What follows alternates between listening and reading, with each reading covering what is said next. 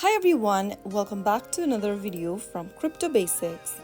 In this video, I'm going to show you how you can easily switch between dark and light mode on Coin98 mobile application. So make sure to watch till the end of the video. First of all, go ahead and open your Coin98 mobile app and log into your account. Once you're inside the home page for Coin98, tap on your profile picture or the login with one ID option at the top left corner. Soon after you do that, you will then end up in this expanded menu where you will need to click on the little sun kind of an icon right next to live support at the bottom right corner. Soon after you tap on it, you will then be able to automatically apply the selected mode, which is the dark mode, for your mobile device. Switching between modes can enhance your user experience by adjusting the interface to your preferred lighting condition.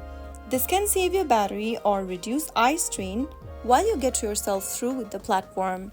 You can get back to the same option and then switch between dark or light mode whenever you want. So that's it for today's video. If you found the tutorial to be helpful, go ahead and give us a thumbs up. Don't forget to subscribe to the channel by hitting the subscribe button. Press on the bell icon so that you'll never miss another upcoming upload from us. I will be back again in the next video. Thank you for watching.